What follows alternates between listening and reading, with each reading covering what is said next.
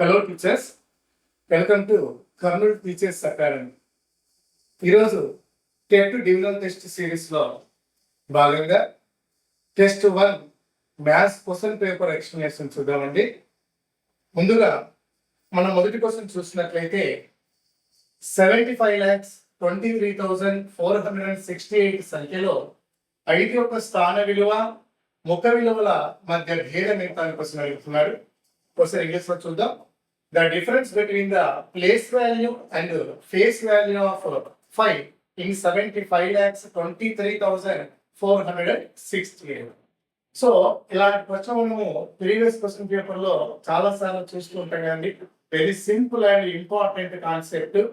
మరి place value అదేవిధంగా face value అంటే ఏంటో మనకు ఐడియా ఉన్నాయి.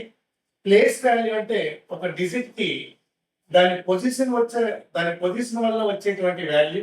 అదేవిధంగా ఫేస్ వాల్యూ అంటే the value it self. So ఆ రెండు తెలుసు కాబట్టి మనకు 5 యొక్క ప్లేస్ వాల్యూ ఫేస్ వాల్యూ మధ్య డిఫరెన్స్ అడుగుతున్నారు. So difference between place value and face value of 5. మరి ఇచ్చినటువంటి నంబర్ లో 5 యొక్క ప్లేస్ వాల్యూ విషయానికి వస్తే మరి 5 అనేది ఏ ప్లేస్ లో ఉంది? Ones, tens, hundreds, thousands, 10,000s and lakhs place లో ఉంది. కాబట్టి 5 యొక్క ప్లేస్ వాల్యూ ఏమవుతుంది సార్ అంటే 5 lakhs అవుతుంది. అదేవిధంగా 5 యొక్క ఫేస్ వాల్యూ ఏమవుతుంది సార్ అంటే 5 అవుతుంది. సో ఈ ప్లేస్ వాల్యూ ఫేస్ వాల్యూ మధ్య ఏం ఫైండ్ అవుట్ చేయమన్నారు? డిఫరెన్స్ ఫైండ్ అవుట్ చేయమని క్వశ్చన్ అడిగారు. మరి 5 lakhs కి 5 కి మధ్య డిఫరెన్స్ ఒకసారి అబ్జర్వ్ చేసినట్లయితే దీన్ని వన్స్ ప్లేస్ లో రాస్తే 5, 9, 9, 9, 9, 4. So 4,99,995. Option 1 is the correct answer. ఓకేనా? So very simple concept place value and face value అనేది. సో ఇలా ఒక నంబర్ యొక్క ప్లేస్ వాల్యూ ఫేస్ వాల్యూ ఇస్తుంటారు. కొన్ని సందర్భాలలో ఒకే సంఖ్యలో ఒక డిజిట్ ని రిపీట్ చేసి దాని యొక్క ప్లేస్ వాల్యూ మధ్య డిఫరెన్స్ ఏంటి, సమ్ ఏంటి లాంటి ప్రశ్నలు తరచుకుంటుంటారు. కాబట్టి ఖచ్చితంగా మనం వీటిపైన కాన్సన్ట్రేట్ చేయడం అనేది అవసరం.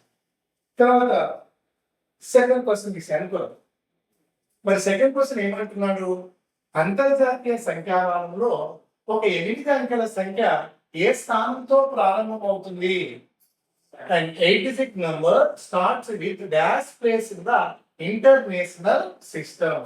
సో మనం నంబర్ సిస్టమ్ లో ఇండియన్ సిస్టమ్ ఆఫ్ న్యూమరేషన్ మరియు ఇంటర్నేషనల్ సిస్టమ్ ఆఫ్ న్యూమరేషన్స్ గురించి తెలుసుకున్నాం ప్లేస్ వాల్యూస్ దగ్గర.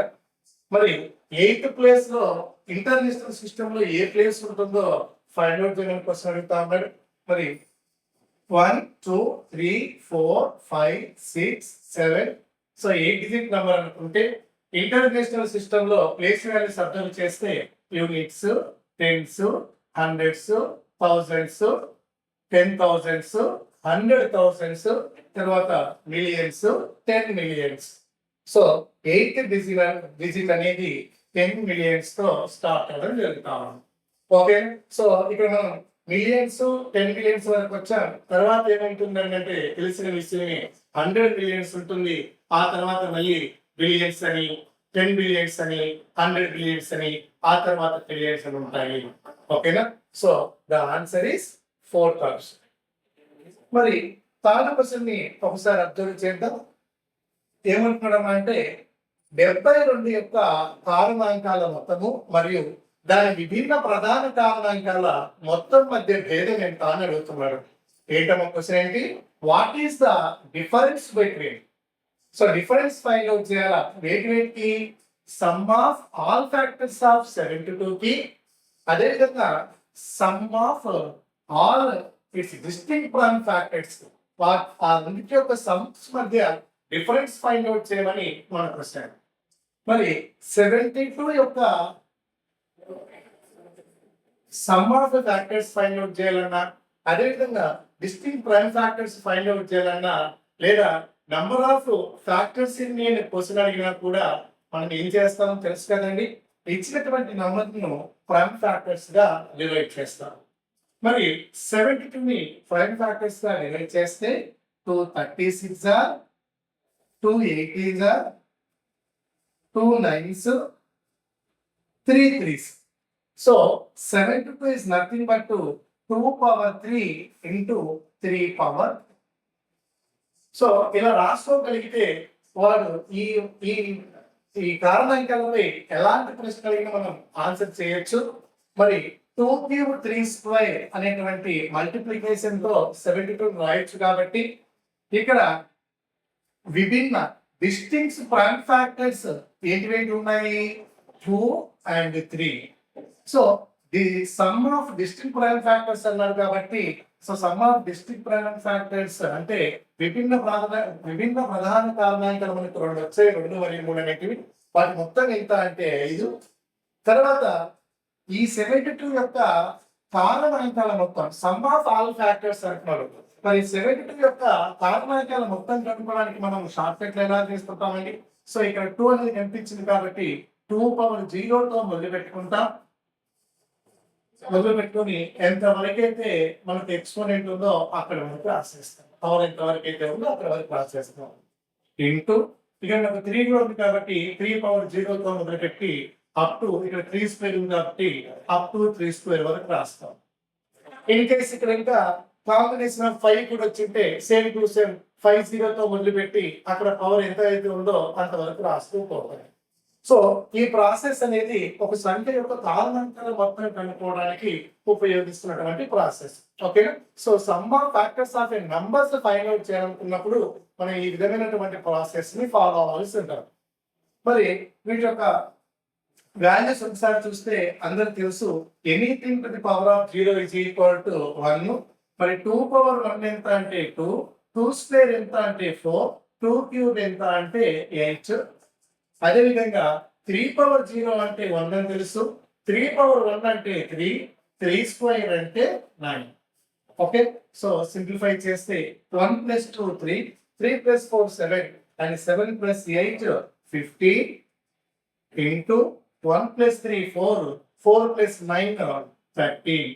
So 15 + 30. So 15 10s 150. తర్వాత 15 3s 45. సో 150 + 45 ఏమవుతుందమ్మా అంటే 195 అవుతుంది. సో ఇప్పుడు నేను ఏమేమి ఫైండ్ అవుట్ చేశాను?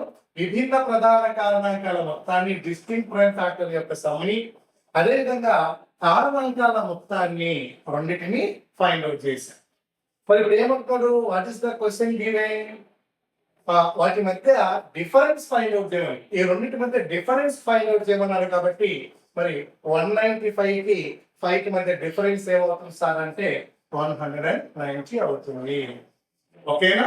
సో ఏదైనా ఒక సంఖ్య యొక్క కారణాంకాల సంఖ్యను కనుక్కోమన్నా, కారణాంకాల మొత్తాన్ని కనుక్కోమన్నా, విభిన్న కారణాంకాలను కనుక్కోమన్నా మనం ఇమీడియట్ గా చేయవలసిందల్లా ఏంటమ్మా అంటే ఇచ్చిన సంఖ్యను ప్రోడక్ట్ ఆఫ్ ఫ్యాక్టర్స్ గా రాయగలిగితే చాలు. ఓకేనా? మరి నెక్స్ట్ క్వశ్చన్కి వెళ్ళిపోదాం. రైట్, నెక్స్ట్ 4th క్వశ్చన్ ఏమంటున్నాడమ్మా? ఒక తరగతిలోని బాలికల సంఖ్య బాలుల సంఖ్యకు 5 రెట్లు అయితే ఈ వారిలో ఏది ఆ తరగతిలోని మొత్తం విద్యార్థుల సంఖ్య కాదు? ఏమంటున్నాడు? The number of girls in a class is 5 times the number of boys. Which are the following cannot be the total number of children in the class? So ఏమంటున్నామా?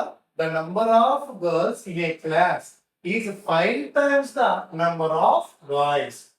So number of boys మనము b అనుకుంటే, number of boys మనం b అనుకుంటే మరి automatic గా number of girls ఏమవుతారు? 5 times of b అంటే 5 into number of boys. This is 5 times of boys. So boys ని b అనుకున్నాం, ఆటోమేటిక్ గా గర్ల్స్ నెంబర్ ఎంత వచ్చింది అంటే 5b వచ్చింది. ఇప్పుడు టోటల్ అంటే nothing but boys and girls కదండి. మరి బాయ్స్ అండ్ గర్ల్స్ కలిస్తే b + 5b ఎంత అవుతుంది? 6b అవుతాం. మరి 6b యొక్క వాల్యూ ఎంత అంటే b అనే ఈ వేరియబుల్ యొక్క వాల్యూ ఎంత సబ్స్టిట్యూట్ చేసినా మనకు వచ్చేటువంటి ఆన్సర్ అనేది 6 యొక్క మల్టిపుల్ కానీ. మరి 6 యొక్క మల్టిపుల్ అనేది ఆల్వేస్ 6 తో డివిజిబుల్ అవుతుంది. కాబట్టి ఇచ్చినటువంటి ఆప్షన్స్లలో 6 తో ఎందుకంటే సంఖ్య కాదు అనేది మన ప్రశ్న. So cannot be the total number of childrens అన్నాడు కాబట్టి ఇచ్చినటువంటి ఆప్షన్స్ లో ఏదైతే 6 తో డివిజిబుల్ కాదో దాన్ని మనం ఆన్సర్ గా తీసుకుంటూ ఉంటాం. మరి ఇచ్చిన ఆప్షన్స్ లో ఫస్ట్ ఆప్షన్ ఒకసారి అర్థం చేసినట్లయితే 24 అనేది ఉంది. సో 24 అనేది 6 తో డివిజిబుల్ అవుతుంది. అదేవిధంగా థర్డ్ ఆప్షన్ 30 అనేది 6 తో డివిజిబుల్ అవుతుంది. అదేవిధంగా 54 అనేటువంటి ఫోర్త్ ఆప్షన్ కూడా డివిజిబుల్ అవుతుంది. సో ఇక్కడ డివిజిబుల్ కానీ ఏకైక ఆప్షన్ ఏంటి అంటే 35. సో 6 పార్ట్స్ వాల్యూ ఎప్పుడు కూడా 6 తో డివిజిబుల్ కావాలి. ఇక్కడ 6 తో డివిజిబుల్ కాని నంబర్ 35 కాబట్టి అదే మన ఆన్సర్ అవుతుంది. Okay right. నెక్స్ట్ క్వశ్చన్ చూద్దాం.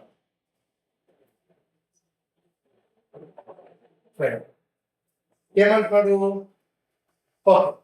ఒక పరీక్షలో ఒక విద్యార్థి ప్రతి సరైన సమాధానానికి 4 మార్కులు పొందుతాడు మరియు ప్రతి తప్పు సమాధానానికి 1 మార్కును కోల్పోతాడు. అతను మొత్తం 60 ప్రశ్నలకు సమాధానాలు రాసి 130 మార్కులు సాధిస్తే అతను రాసిన సరైన జవాబు ప్రశ్నల సంఖ్య ఎంత? This is the question.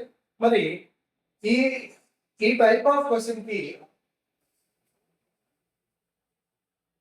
So ఇలాంటి క్వశ్చన్ కి మనము 3 టైప్స్ గా ఆన్సర్ చేసుకోవచ్చు. అందులో మొదటి మనం త్రూ ఆప్షన్ వెళ్ళాము అనుకుంటే కొంత ఈజీగానే కంప్లీట్ అవుతుంది.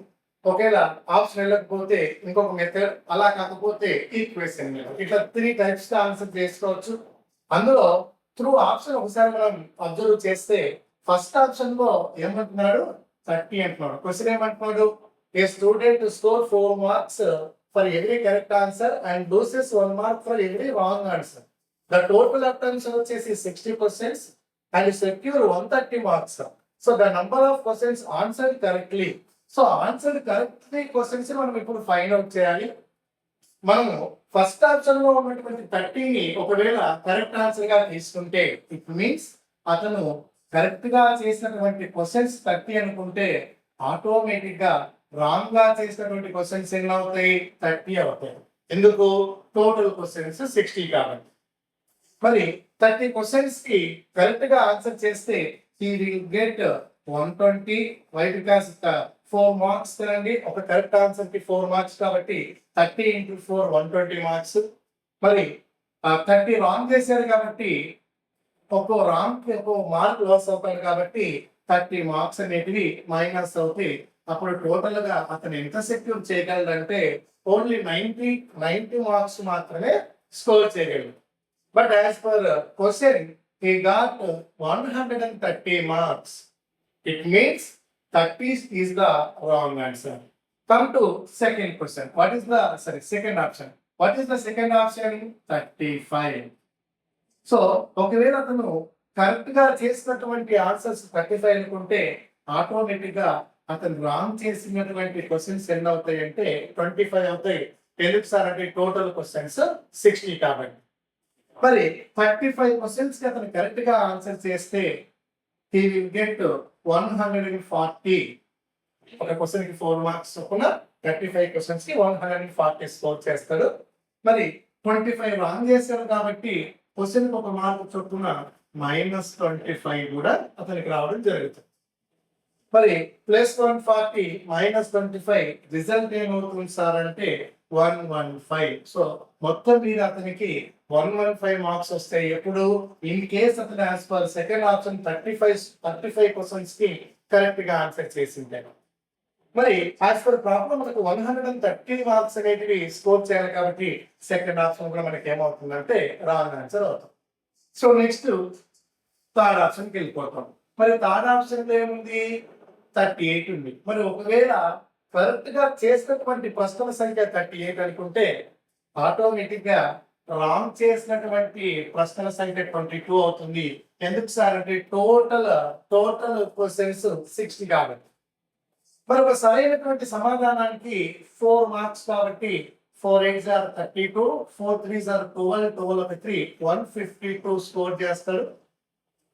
మరి 22 రాంగ్ చేశారు కాబట్టి -22 లాస్ అవుతుంది. మరి 152 తెచ్చుకున్న అతను 22 లాస్ అయిపోతే ఫైనల్ గా అతనికి ఎంత స్కోర్ వస్తుంది సార్ అంటే 130. ఓ గుడ్. సో మీరు అబ్జర్వ్ చేస్తే యాజ్ పర్ క్వశ్చన్స్ 130 రావాలన్నారు కదా, మరి 130 వచ్చాయి కదా. మరి ఈ ఆప్షన్ ని తీసుకున్నప్పుడు మనకు ఇచ్చినటువంటి కండిషన్ సాటిస్ఫై అయిందంటే ఆప్షన్ నెంబర్ 3 38% కరెక్ట్ క్వశ్చన్స్ అనేటువంటి ఆప్షన్ తీసుకున్నాం. కాబట్టి ఈ విధంగా మనం త్రూ ఆప్షన్స్ కూడా ఆన్సర్ చేసుకోవచ్చు. మనకు లగ్నంగా ఉంటే ఫస్ట్ ఆప్షన్ లోనే ఆన్సర్ దొరికిపోతాయి. సరే, మరి ఫోర్త్ ఆప్షన్ లో కనుక ఆన్సర్ ఉంది అంటే మనకు చాలా టైం పడుతుంది కదా అనుకుంటే ఇంకొక మిక్సెడ్ అలిగేషన్స్ అనేటువంటి ఒక దాన్ని బేస్ చేసుకొని మనం సింపుల్ గా సో చూడండి ఒకసారి కరెక్ట్ రాంగ్. సో ఒకవేళ మనం 60 కరెక్ట్ గా ఆన్సర్ చేశామని అనుకుంటే మరి 60 కరెక్ట్ గా ఆన్సర్ చేసింటే అతను 240 స్కోర్ చేసేయగలిగాడు. అప్పుడు రాంగ్ ఉండేది కాదు కదా, ఎందుకంటే టోటల్ క్వశ్చన్స్ 16 కాబట్టి. లేదు అతను 60 రాంగ్ చేసింటే మరి ఒక రాంగ్ క్వశ్చన్ కి -1 ప్రకారం అతను -60 మార్క్స్ అనేవి పొందేవాడు. సో మరి యాజ్ పర్ ప్రాబ్లం అతనికి వచ్చింది 240 మార్క్స్ కాదు, 60 మార్క్స్ కాదు. మరి యాజ్ పర్ ప్రాబ్లం అతనికి వచ్చినటువంటి మార్కులు ఎన్ని సార్ అంటే 130. మరి 130లో క్రాస్ లో మనం సబ్ట్రాక్ట్ చేస్తే సో -60 ఇంటూ -130 ఎంత అవుతుంది సార్ అంటే 190. తర్వాత 240లో నుంచి 130 తీసేస్తే ఏమవుతుంది సార్ అంటే 110. సో వీటి మధ్య రేషియో కడితే 0 0. ఇట్ మీన్స్ సో 19 భాగాలు కరెక్ట్ ఆన్సర్ చేసినప్పుడు ఈ గెట్ 11 రాంగ్. సో మనకి 60 క్వశ్చన్స్ రావాలి కాబట్టి బోత్ ఈ 2 నంబర్స్ 2 తో డివైడ్ చేస్తే అప్పుడు ఇక్కడ 38 వస్తుంది, ఇక్కడ 22 వస్తుంది. ఎందుకు ఇలా చేయాల్సి వచ్చింది సార్ అంటే ఇది 19 పార్ట్స్ 11 పార్ట్స్ అయ్యింది. అప్పుడు టోటల్ పార్ట్స్ ఎన్ని అవుతాయి అంటే 30 పార్ట్స్ అవుతాయి. మరి మనకు 60 క్వశ్చన్స్ కాబట్టి 60 పార్ట్స్ అయ్యేలాగా తీసుకుంటే డైరెక్ట్ గా మనకు 38 అనేటువంటి ఆన్సర్ వస్తుంది. కాబట్టి ఈ రకంగా కూడా మనం సింపుల్ గా ఆన్సర్ చేయొచ్చు ఇలాంటి ప్రశ్నలకు. సార్ ఈ రెండేనా అంటే మూడవ రకం కూడా ఉందని చెప్పాను కానీ మూడవ పద్ధతిలో కూడా ఆన్సర్ చేయొచ్చు అని చెప్పాను. మరి మూడవ పద్ధతిలో ఎలా ఆన్సర్ చేస్తారు అంటే మనం ఈక్వేషన్ ని ఫ్రేమ్ చేసుకోవాల్సి ఉంటుంది. సో కరెక్ట్ గా చేసినటువంటి ప్రశ్నల సంఖ్య ఎక్స్ అనుకుంటే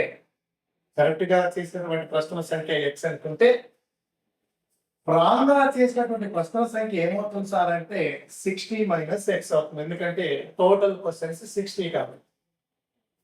మరి x క్వశ్చన్స్ కరెక్ట్ గా చేశారు కాబట్టి అతనికి 4x మార్కులు వస్తే 60 - x క్వశ్చన్ రాంగ్ గా చేశారు కాబట్టి -1 మార్కులు పోతాయి. మరి మొత్తం మీద మనకి రిజల్ట్ ఎంత రావాలి సార్ అంటే 130 రావాలి. ఈ విధంగా ఈక్వేషన్ ఫ్రేమ్ చేసుకుని కూడా మనం ఎక్స్ వాల్యూ కనుక ఫైండ్ అవుట్ చేస్తే we get the same answer that is equal to 38. Okay, so మీరు ట్రై చేయండి. దాన్ని next question right. So next question ని కొంచెం నిశ్చితంగా పరిశీలించినట్లయితే సో ఏమంటున్నాడండి, ఒక తరగతిలోని విద్యార్థులకు ఉచిత నోట్బుక్లు సమానంగా పంపిణీ చేయబడ్డాయి. ప్రతి విద్యార్థికి వచ్చిన నోట్బుక్ల సంఖ్య మొత్తం విద్యార్థుల సంఖ్యలో 1/8వ వంతు. ఒకవేళ విద్యార్థుల సంఖ్య సగం ఉండి ఉంటే ప్రతి విద్యార్థికి 16 నోట్బుక్లు వచ్చి ఉండేవి. అయినా మొత్తం పంపిణీ చేసిన నోట్బుక్ల సంఖ్య ఎంత? Free notebooks are distributed equally among the students of a class. The number of notebooks received by each student was 1/8 of the total number of students. Had the number of students been of each student would have received 16 notebooks, then how many notebooks were distributed in the total? మరి ఈ ప్రశ్నకు మనం answer చేయాలనుకున్నప్పుడు ఇక్కడ కూడా మనం ఒక 2 methods చూస్ చేసుకోవచ్చు. ఒకటవది వచ్చేసి ఒకటిలాగిన త్రూ ఆప్షన్స్, రెండవది వచ్చేసి ఈక్వేషన్స్ మెథడ్స్. మరి త్రూ ఆప్షన్ విషయానికి వస్తే ఇక్కడ 2 కండిషన్స్ ఉన్నాయండి. అక్కడ కొన్ని నోట్బుక్స్ ఉన్నాయి, కొంతమంది స్టూడెంట్స్ ఉన్నారు. ఫస్ట్ కండిషన్ ఏం చెప్తుంది? నోట్ బుక్స్ అనేటివి స్టూడెంట్స్ యొక్క నంబర్లో 1/8వ వంతు అంట. So 1/8 of total number of students. Second condition ఏం చెప్తుంది? ఇఫ్ ఇన్ కేస్ స్టూడెంట్స్ కనుక ఆఫ్ అయితే అప్పుడు ఒక్కొక్కరికి 16 బుక్స్ వచ్చాయని చెప్పాడు. 2 కండిషన్ ని మనం సాటిస్ఫై చేయాలి. మరి 2 కండిషన్ ని సాటిస్ఫై చేసేలా మనకి ఏ ఆప్షన్ ఉందో దాన్ని మనం ఆన్సర్ చూస్ చేసుకుంటాం. Okay, so come to first option. First option ఎంత ఉందండి? 215. ఇక్కడ మనం ఏం కనుక్కుంటున్నాం? మొత్తం పంపిణీ చేసిన నోట్ బుక్ల సంఖ్య ఎంత.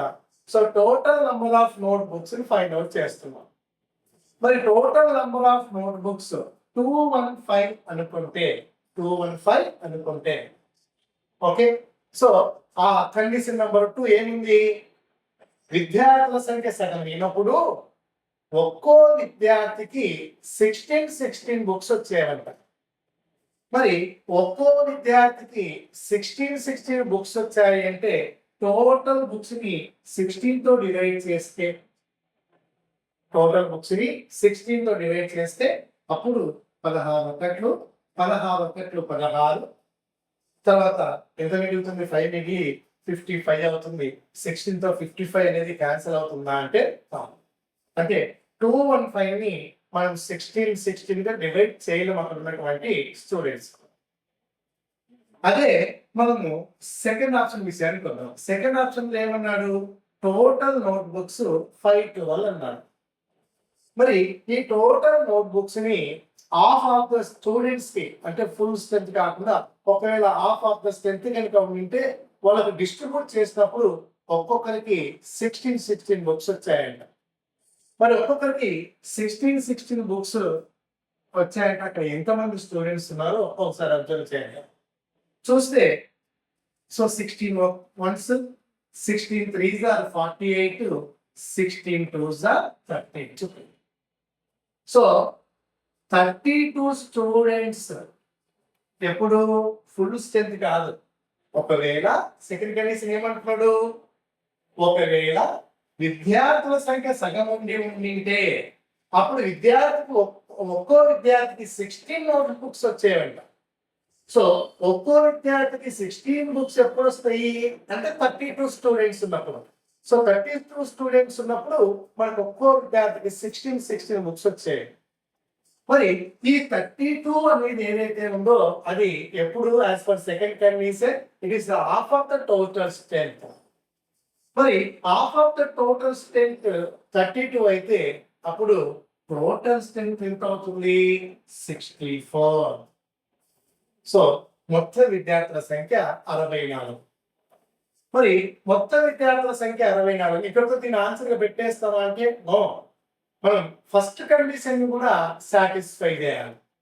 మరి టోటల్ బుక్స్ 512 అనేటువంటి టోటల్ బుక్స్ ని ఆ 64 మెంబర్స్ కి మనము డిస్ట్రిబ్యూట్ చేస్తే అప్పుడు వచ్చేటువంటి బుక్స్ అనేటివి మళ్ళీ టోటల్ స్టూడెంట్స్ లో 1/8 ఉండాలి. మరి 512 బుక్స్ ని 64 స్టూడెంట్స్ కి డిస్ట్రిబ్యూట్ చేస్తే మరి ఇందాక చేసాం కదా. సో 16 4 64 తర్వాత ఇందాక చేసాం 16 32 సార్ అయితే 4 1s 4 8s. సో మరి 512 బుక్స్ ని 64 మెంబర్స్ కి మనం కనుక డిస్ట్రిబ్యూట్ చేయగలిగినట్లయితే అప్పుడు ఒక్కో స్టూడెంట్ కి 8 బుక్స్ వస్తాయి. మరి టోటల్ స్టూడెంట్స్ కి టోటల్ నోట్ బుక్స్ డిస్ట్రిబ్యూట్ చేసినప్పుడు వచ్చేటువంటి బుక్స్ టోటల్ స్టూడెంట్స్ లో 1/8 మిగిలాలి. మరి టోటల్ స్టూడెంట్స్ లో 1/8 చేస్తే 8 కదండి వచ్చేది. అంటే మనకు ఫస్ట్ కండిషన్ కూడా సాటిస్ఫై కదా ఎప్పుడు 512 తీసుకున్నప్పుడు. కాబట్టి టోటల్ నోట్ బుక్స్ ఎన్ని అంటే 512. ఓకేనా, మళ్ళీ ఒకసారి ఎక్స్ప్లెయిన్ చేస్తా ఉన్నా. సో 512 అనేటువంటిది టోటల్ నోట్ బుక్స్ అనుకుంటే యాజ్ పర్ సెకండ్ కండిషన్ విద్యార్థుల సంఖ్య స్టూడెంట్స్ ఆఫ్ ఉన్నప్పుడు ఒక్కొక్కరికి 16 నోట్స్ బుక్స్ వచ్చాయని చెప్పాడు. సో ఒక్కొక్కరికి 16 వచ్చాయంటే అక్కడ ఎంతమంది 16 వచ్చేలాగా ఎంతమంది ఉన్నారో కనుక్కున్నాం. సో 32 అనేటువంటి నంబర్ వచ్చింది. మరి సెకండ్ కండిషన్ లో స్ట్రెంత్ అనేది టోటల్ స్ట్రెంత్ కాదు, ఒకవేళ హాఫ్ టెస్ట్ కాబట్టి ఇక్కడ 32ని నేను టోటల్ స్ట్రెంత్ లో హాఫ్ గా 32 తీసుకున్నా, అప్పుడు టోటల్ స్టూడెంట్స్ ఎంతమంది అవుతారు సార్ అంటే 64 మెంబర్స్ అవుతారు.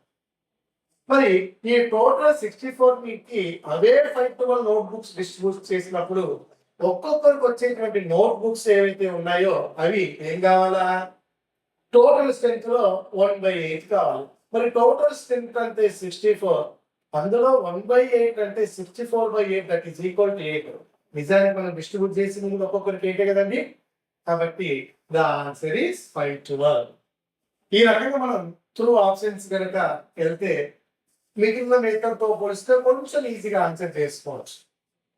లేదు నేను త్రూ ఆప్షన్స్ నాకు మెథడ్ కావాలనుకుంటే ఇచ్చినటువంటి కండిషన్స్ కి ఈక్వేషన్ ఫ్రేమ్ చేయడమే. ఏ విధంగా చేస్తాం, ముందుగా టోటల్ స్టూడెంట్స్ ని ఎస్ అనుకుంటాం. టోటల్ స్టూడెంట్స్ ని ఎస్ అనుకుంటాం. మరి టోటల్ నోట్బుక్స్ ని టోటల్ స్టూడెంట్స్ కి డిస్ట్రిబ్యూట్ చేసినప్పుడు టోటల్ స్టూడెంట్స్ లో 1/8 పార్ట్ ఏదైతే ఉందో అన్ని బుక్స్ డిస్ట్రిబ్యూట్ చేస్తున్నారు.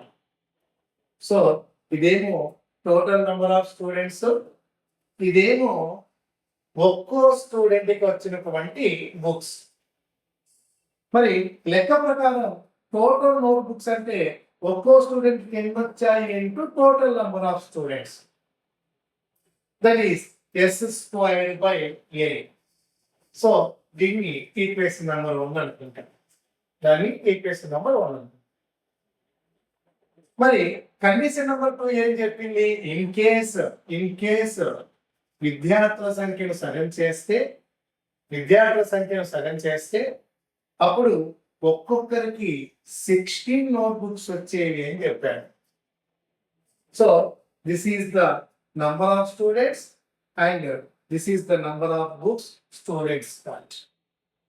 మరి ఈ కండిషన్ లో కూడా total number of note books ఎన్ని అవుతాయి, number of students and number of books each student గా. సో చేస్తే ఏమొస్తుంది, 2 1s 2 8 that is equal to 8s. So that equation number. మనం అబ్జర్వ్ చేసినట్లయితే equation number 1 total number of books represent చేస్తా ఉంది. అదేవిధంగా ఈక్వేషన్ నెంబర్ 2 కూడా టోటల్ నెంబర్ ఆఫ్ బుక్స్ ని రిప్రజెంట్ చేస్తా ఉంది. కాబట్టి నేను ఈ 2 ఈక్వేషన్స్ ని ఏం చేస్తున్నా అంటే సేమ్ వాల్యూస్ కానీ ఏం చేస్తున్నా 8 ఈక్వల్ చేస్తాను. చేస్తే అప్పుడు ఇక్కడ ఒక ఎస్కి ఇక్కడ ఒక ఎస్కి క్యాన్సిల్ అయిపోయి ఈ డివైడెడ్ బై ఉన్నటువంటి 8 అటువైపు వెళ్తే ఏమవుతుంది సార్ అంటే 64 అవుతుంది. అంటే టోటల్ నంబర్ ఆఫ్ స్టూడెంట్స్ ఏమవుతారు సార్ అంటే 64 అవుతుంది. So S value 64. మరి ఆ ఎస్ వాల్యూ తీసుకొచ్చి మనకి కావాల్సిన టోటల్ నెంబర్ ఆఫ్ బుక్స్ కదండి. మరి టోటల్ నెంబర్ ఆఫ్ బుక్స్ కి ఈక్వేషన్ నెంబర్ S²/8 వచ్చింది, ఈక్వేషన్ నెంబర్ 2 8s వచ్చింది. So total number of books 8s అనుకుందాం. Then 8 into what is the value of S? 64. That is 8 4s are 32, 8 6s are 48 plus 3 51. So total number of books ఎన్ని అవుతాయి sir అంటే 512. Okay, so ఈ విధంగా మనం ప్రతి question ని 2-3 విధాలుగా ఆన్సర్ చేసుకుంటూ పోవచ్చు. దానిలో మనకి ఏదైతే తక్కువ సమయం ఉంటుందో దాన్ని చూస్ చేసుకోవడం వల్ల ఉన్నటువంటి సమయంలో మనము ఎక్కువ క్వశ్చన్లకు ఆన్సర్ చేయగలిగిన వాళ్ళం అవుతాం. సో మాక్సిమం మ్యాథ్స్ లో త్రూ ఆప్షన్స్ చేసేటివి చాలా ఉంటాయి. ఇదంతా మనకు బై ప్రాక్టీస్ వల్ల వస్తూ ఉంటాయి కాబట్టి మోర్ ప్రాక్టీస్ చేయడానికి ప్రయత్నించాం. సో నెక్స్ట్ 7th క్వశ్చన్కి వెళ్ళిపోవాలి. సో 7th క్వశ్చన్ ఒకసారి అర్థం చేసినట్లయితే ఒక ధన సంఖ్య యొక్క 2/3వ వంతు మరియు దాని ఉత్తమం యొక్క 25/216 సమానమైతే ఆ సంఖ్య ఏది అని అంటున్నాడు. ఏమంటామా? So 2/3 of a positive number and 25th by 216 of its reciprocal are equal, then the number is a very simple question. So ఒక ధన సంఖ్య x తీసుకుంటే దాని ఉత్పన్నము దాని రెసిప్రోకల్ ఏమవుతుంది సార్ అంటే 1/x అవుతుంది. ఓకే, సో పాజిటివ్ నెంబర్ ని x తీసుకున్నా ఆటోమేటిక్ గా రెసిప్రోకల్ ఏమేమి సార్ అంటే 1/x. So as per condition ఏమంటున్నాడు 2/3 of x is equal to 25/216 of 1/x. ఇది అక్కడ ఇచ్చినటువంటి కండిషన్. మరి ఈ కండిషన్ నుంచి x వాల్యూ కనుక్కుంటే సరిపోతుంది. దానికోసం ఇక డివైడెడ్ బై ఉన్నటువంటి x ని ఇటువైపు, ఈ 2/3 అటువైపు తీసుకెళ్తే అప్పుడు LHS వైపు x into x అవుతుంది, RHS వైపు 25/216 into 2/3 అనేటువంటి భిన్నం అటువైపుకి వెళ్తే ఏమవుతుంది సార్ అంటే 3/2. That is 3 ones, 3 sevens, 3 twos. Finally, what do we get? X square is equal to 25/144. So x square value 25/144 వచ్చింది. మరి అప్పుడు x విలువ ఏమవుతుంది అండర్ రూట్ ఈ స్క్వేర్ బ్రాకెట్ ఏమవుతుంది రూట్ అవుతుంది కదండి. So 5/12. So the answer is 5/12. Option number 3. Okay then, very simple question. Next question కి వెళ్ళిపోదాం. So 8th question, general question. ఏమంటాడు 20 మరియు 80 మధ్య ఎన్ని ప్రధాన సంఖ్యలు ఉన్నాయి? So how many prime numbers are there between 20 and 8? So general మనం చూస్తూ ఉంటాం 1 నుంచి 50 వరకు ఎన్ని ప్రధాన సంఖ్యలు ఉన్నాయి, number of prime numbers between 1 to 50 అని కానీ అప్ టు 50 అని కానీ అప్ టు 100 కానీ క్వశ్చన్స్ మనం ఫ్రీక్వెంట్ గా చూస్తూ ఉంటాం. మరి ఈ ప్రశ్నలకు ఆన్సర్ చేయడానికి ఒక చిన్న కోడ్ కూడా గుర్తుపెట్టుకుంటూ ఉంటాం కదండి. ఏంటి ఆ కోడ్?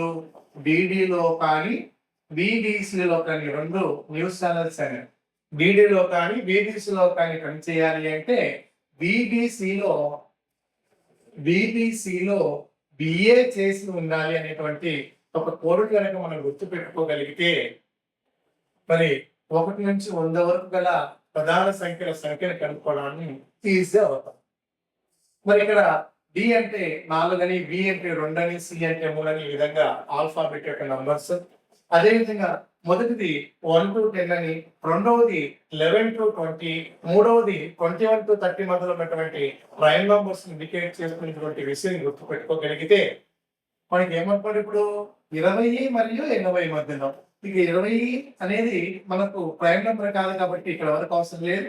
21 నుంచి మొదలు పెడితే ఇక్కడ ఒక 2, ఇక్కడ ఒక 2, ఇక్కడ ఒక 3, ఇక్కడ ఒక 2, ఇక్కడ ఒక 2, ఇక్కడ ఒక 3 అప్ టు 80 వరకు.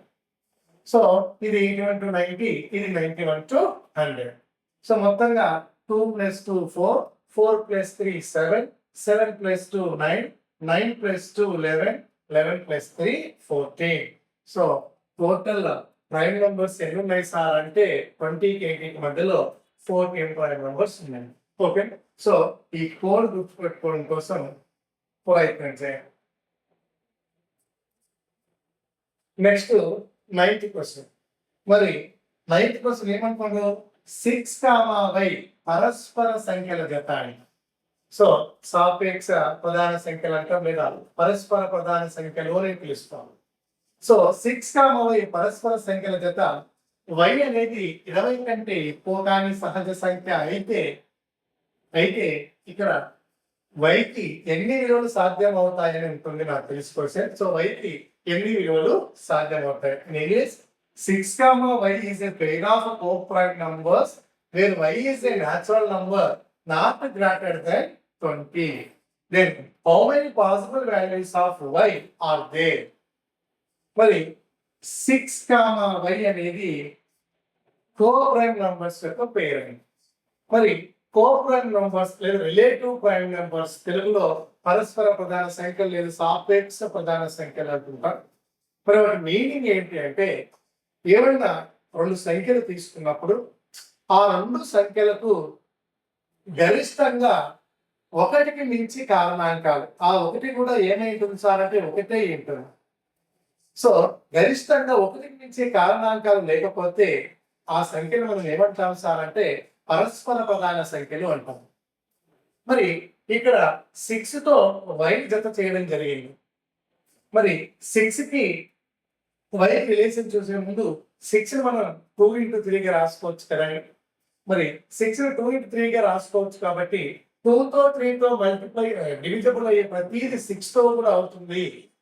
కాబట్టి ఇక్కడ y కి మనము 2 తో 3 తో రెండిటితో డివిజబుల్ అయ్యేటువంటి వాటిని పక్కన పెట్టి మిగిలిన వాటిని జతగా చేసినప్పుడు అవి మనకు పరస్పర ప్రధాన సంఖ్యలు కోఆపరెంట్ నంబర్స్ అవుతాయి. చూద్దాం. సో y విలువ అప్ టు 20 వరకు తీసుకున్నప్పుడు 6,1. మరి 6,1 అనేది పరస్పర ప్రధాన సంఖ్యల జత అవుతుందా అంటే ఎస్ అవుతుంది. ఎందుకు అవుతుంది? ఈ రెండింటిని అంటే 6 ని మరి రెండింటిని ఈ రెండింటిని భాగించేది ఒకటి కాకుండా మరి ఏ నెంబర్ లేదు కదండి. కాబట్టి 6,1 అనేది మనకి ఏమవుతుంది సార్ అంటే పరస్పర ప్రధాన సంఖ్యల జతనే అవుతుంది. మరి 1 తర్వాత 2 ఇందాక చెప్పుకుందాం. 2 మరియు 3 రెండింటితో డివిజిబుల్ అయ్యేవి ఏవి కూడా 6 తో పరస్పర ప్రధాన సంఖ్య జత కాలేదు. ఎందుకంటే ఆ రెండు ఏవి 6 మరియు 2 తో పోయే రెండు కూడా 2 తో డివిజిబుల్ అవుతాయి. అదేవిధంగా 6 మరియు 3 తో డివిజిబుల్ అయినప్పుడు పక్కలో ఉన్నప్పుడు ఆ రెండు కూడా 3 తో డివిజిబుల్ అవుతాయి. కాబట్టి ఆ 2 తో 3 తో డివిజిబుల్ కాకుండా ఉన్నటువంటి నంబర్స్ మాత్రమే తీసుకోవాలి. సార్ 1 తర్వాత నేను 2 తీసుకుంటాను సార్. అలా తీసుకుంటే ఏమవుతుంది? ఇప్పుడు ఈ రెండు పరస్పర ప్రధాన సంఖ్యలు అవుతాయంటే కావండి. ఎందుకు కావు? ఈ రెండింటిని ఒకటి కాకుండా 2 అనేటువంటి మరొక సంఖ్య కూడా భాగిస్తుంది. కాబట్టి మరి పరస్పర ప్రధాన సంఖ్యలు అంటే ఏంటి? ఒకటి కాకుండా మరి ఏ ఇతర సంఖ్య కూడా భాగించకూడదు అన్నమాట. సో ఆ కండిషన్ ప్రకారము 6,2 అనేది మనకు పరస్పర ప్రధాన సంఖ్య జత కాదు. మరి ఏమేమి ఉన్నాయి ఒకసారి చూసినట్లయితే 6,2 తీసేయాలా, 3 తీసేసేయాలా, 4 తీసేస్తే ఎందుకంటే 2తో డివిజిబుల్ అవుతుంది. ఎస్ 5, 6 తీసేస్తాం ఎందుకంటే అది 2 తో డివిజిబుల్ అవుతుంది, 3 తో డివిజిబుల్ కూడా అవుతా ఉంది. అదేవిధంగా 6 తర్వాత 7, తర్వాత 6 తర్వాత 8 రాదు ఎందుకంటే 2 తో డివిజిబుల్ అవుతుంది. 6 తర్వాత 8 తర్వాత 9 రాదు ఎందుకంటే 3 తో డివిజిబుల్ అవుతుంది. 10 రాదు ఎందుకంటే 2 తో డివిజిబుల్ అవుతుంది. 11 వస్తుందండి. సో 11 రాయగలిగితే ఈ రెండింటిని భాగించేది ఏది లేదు కదా. Very good.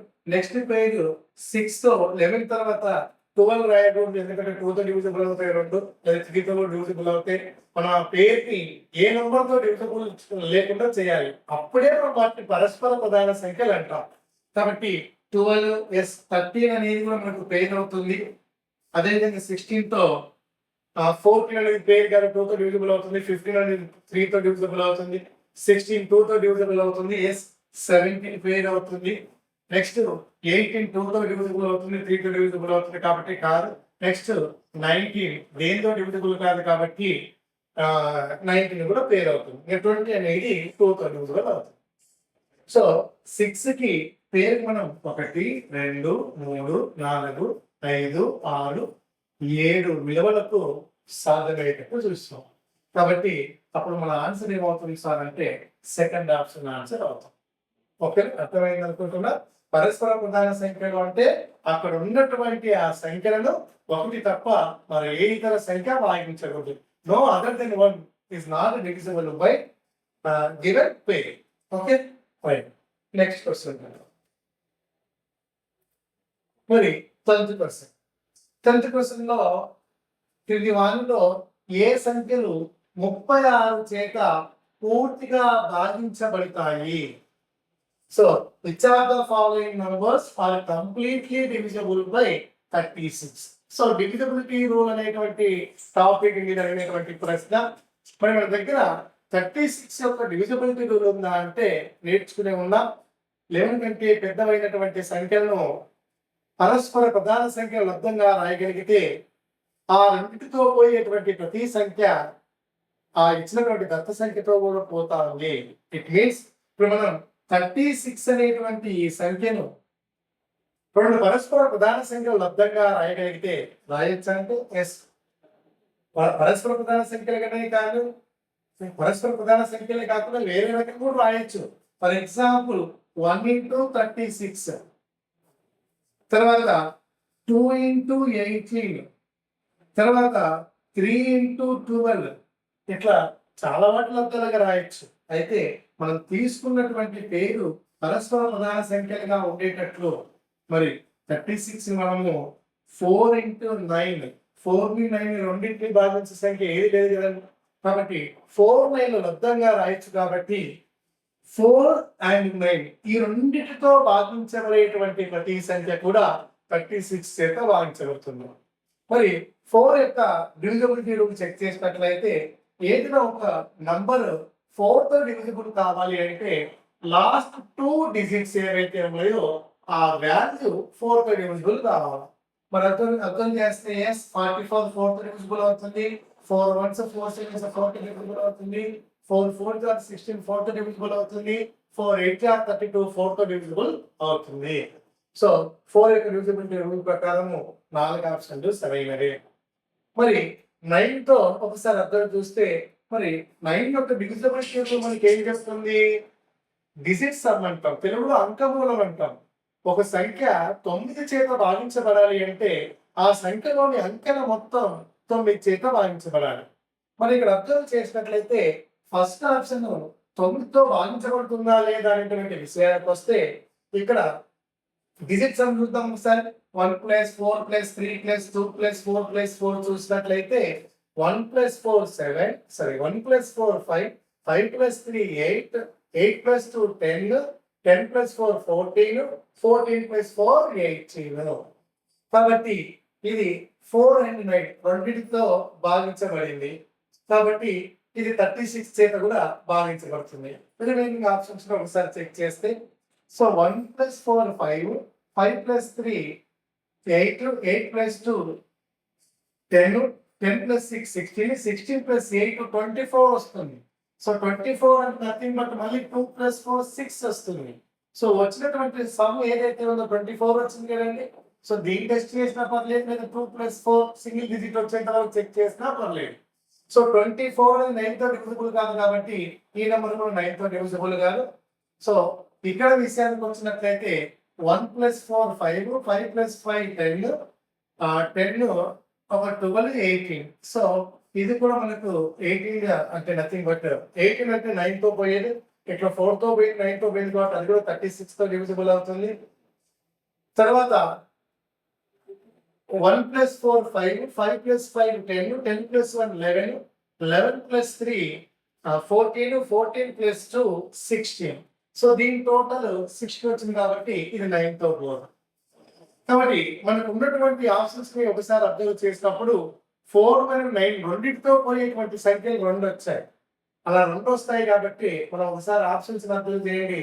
Only B and C, only A and D, only ABC, only C and D అనేటువంటి ఆప్షన్స్ ఇచ్చాడు.